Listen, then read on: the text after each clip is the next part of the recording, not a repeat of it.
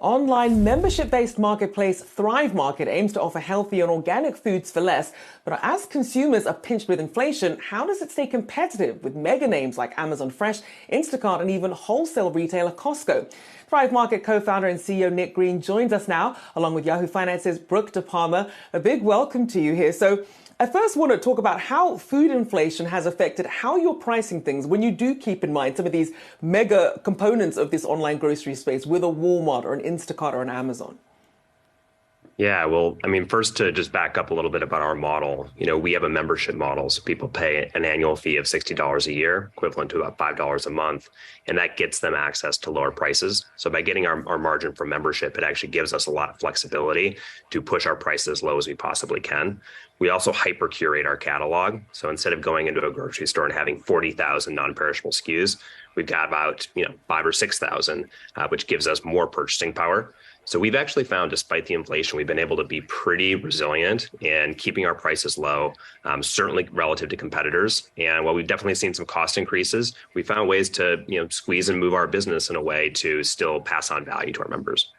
And let's talk a little bit about that membership fee. It does, like you said, cost $60 a year. How do you ultimately attract customers to come to Thrive Market over, say, a Whole Foods where they don't have to pay that membership fee? That's a great question. And it's obviously what we have to do every single time we bring on a new member. We have 1.2 million paid members today. So I think we've been pretty successful in the short time we've been in existence.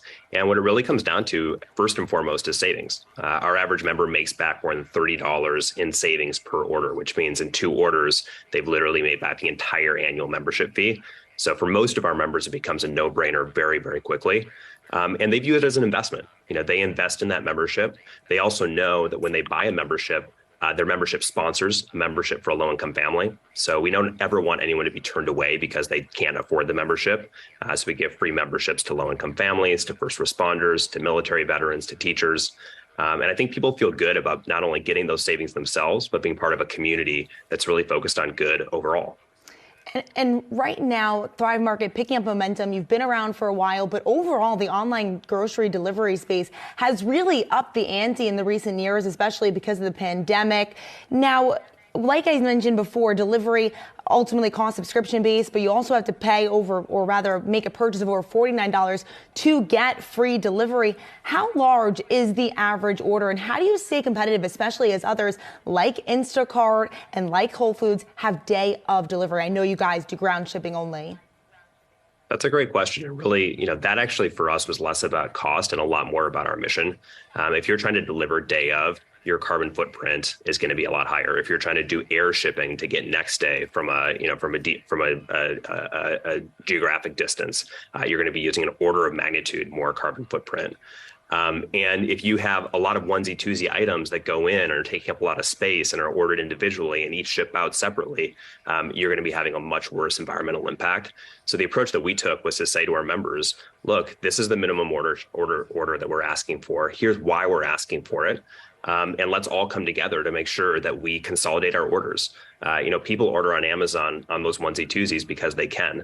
Once you tell people what the impact of that is on the environment, a lot of them do want to change their purchasing behaviors. And I think our member is a perfect example of that. So, our average order has more than 15 items. It has more than $90 worth of product. And the impact of that is good for the business. It means we can actually offer more savings because we don't have to have as much cost in shipping and packaging. And then it's really good for the environment where we can use ground shipping. And the types of products that we ship are primarily things that are your pantry staples, right? So anything that you would buy in the non-perishable section of a grocery store, you can buy you'd buy on Thrive. And most of those items are not things that you need this minute, next hour, or even this day. So we're able to get to more than half our members in 1 day or less on shipping. We're able to get to 95% in 2 days or less.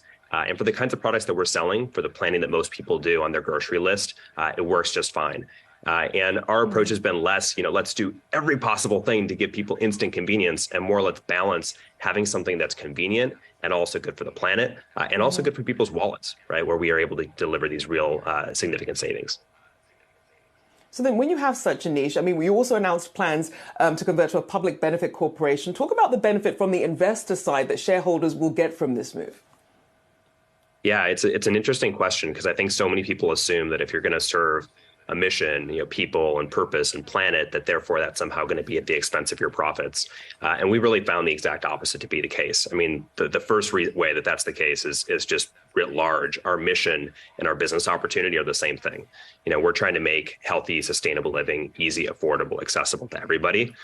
That is literally what our public benefit corporation status will allow us to do and build into our charter. But that's also the business opportunity that we're pursuing. So the profits and the purpose go hand in hand. We've also found that when we do those things and we talk about those things to our members, to our community, we get it back in spades in terms of loyalty, in terms of renewal rates, in terms of referrals. And we're best in class on a lot of those metrics, we believe, because that mission resonates with people. So ultimately, when you look in the long term, we think we're going to be a shining example of how profits and purpose go hand in hand. And that's also part of our, kind of call it the meta mission. We want to show that businesses that are mission driven can actually do better from a profit standpoint, so that other businesses don't see that false dichotomy that I think for so long has been assumed.